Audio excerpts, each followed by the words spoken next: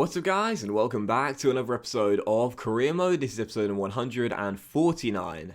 And we start today's episode off with some player training, and as you can see, Mia Martinez stays on 82 overall. And you might notice as well, Barry Walsh is taking literally forever to grow his stamina rating. Now I love Walsh, don't get me wrong, his technical stats are fantastic, but his stamina I believe is 75. I think he's only grown one attribute since the start of the season despite getting all the training. He just doesn't work hard in training, Barry Walsh. I'm not happy about it. Still, first game of today's episode was going to be away against Rayo Vallecano here in a bit of a Madrid derby. Not the most famous of Madrid derbies, but a Madrid derby regardless, away at the Estadio de Vallecas, I think it's called. And taking on Vallecano here. One thing I must say as well, I'm really happy with how many real stadiums there are in La Liga.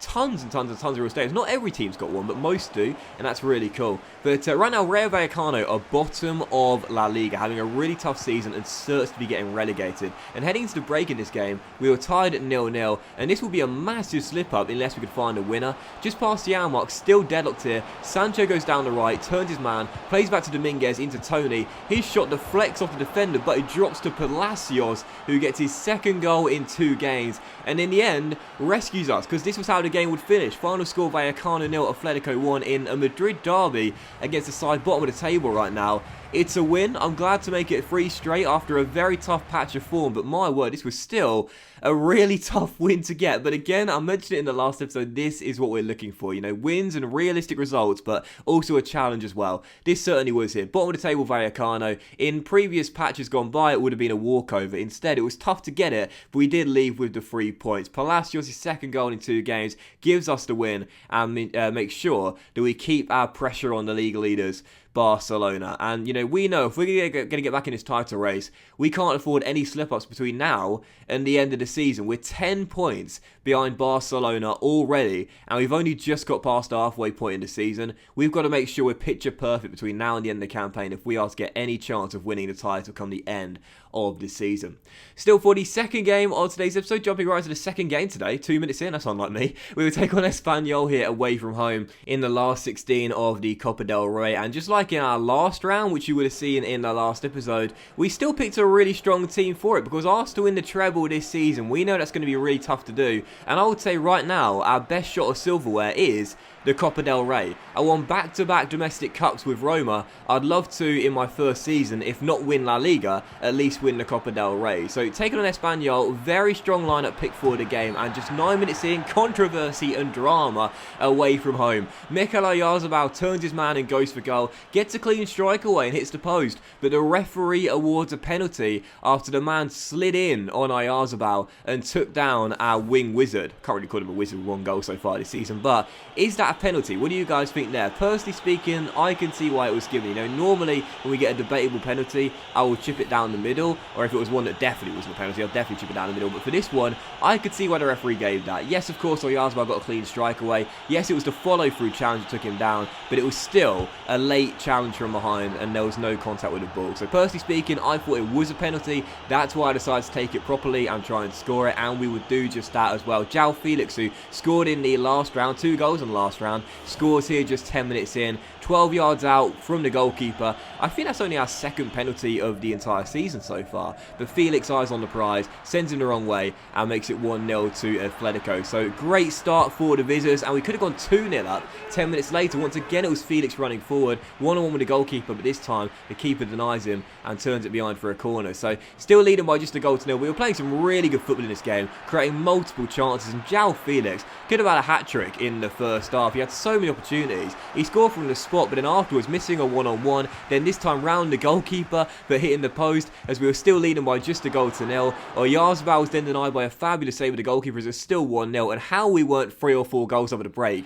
I've got literally no idea. We were absolutely dominating in this game. It was my best performance since I've made the adjustments to the sliders, but I just couldn't finish. We had so many chances, and that continued in the second half with Tammy Abraham firing that one just wide the post. We were still only leading by a goal, but just past the hour mark as we stormed storm down the right-hand side of our backup right back. We peg the ball back into the middle. Felix is there, and João Felix, right about 5 or 6 shots in an hour's worth of play, finally bags his brace and makes it Espanyol 0, Atletico Madrid 2. He should have had a hat-trick in the first half, but you know what? It's okay, João. He was looking like our best player out there, and he gets his second and ensures that we are surely on our way now to the quarterfinals of the Copa del Rey. So 2-0 to Atletico with 40 minutes to go, a chance to make it 3 and wrap the result up. Yartansen off the bench, storms down the right-hand side, and the subs link up for our goal. Yartansen to Prats Bastidas, and I was so happy about it as well because these two this season have been absolutely superb for us in limited minutes. I really appreciate what they've brought to us as reserve players, but one thing I didn't see initially and I saw on the replay, how on earth was this not an offensive foul given against Tammy Abraham? I mean, I've heard of screening, but that's just ridiculous. Prats Bastidas drills it in, but Abraham just lies on the floor and obstructs the goalkeeper. Poor old Espanyol, man. I mean, don't get me wrong, we dominated from start to finish. We definitely deserved the win, but I can definitely see the manager going into the fourth official's ear and getting a touchline ban after this game for swearing at the official, because that was absurd, man. First, the penalty in the first half was debatable. I think it was one, but I could see why the opposition manager would have thought it was unfortunate. But for that third goal, how was that not a foul by Tammy Abraham there? First of all, what was he doing? But I don't know, man. That was just absolutely ridiculous. I didn't notice it originally, but either way, the goal stood. We were going for anyway with a 3-0 scoreline, and we're into the quarterfinals. We'll take on Real Betis away from home. So that'll be a very tough tie for us, that. But looking forward to it as our progress marches on in the Copa del Rey.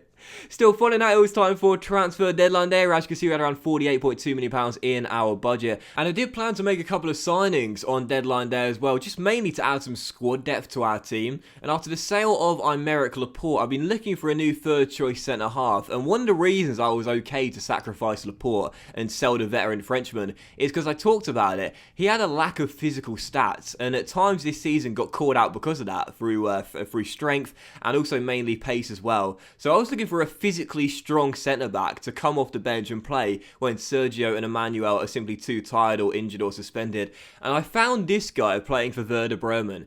And I said I was looking for a physically strong type of centre-half. My goodness gracious me, did you see his stats? Well, if not, I'll show you them again in a minute. He's valued at £16 million. He's a 79 rated 21-year-old, and you might have thought I overpaid for him at 25 million, considering his release clause is 26.5, I think it was, and I include the sell-on clause as well. But he agrees a 5-year deal on, I think it was 4-year deal on £20,000 a week.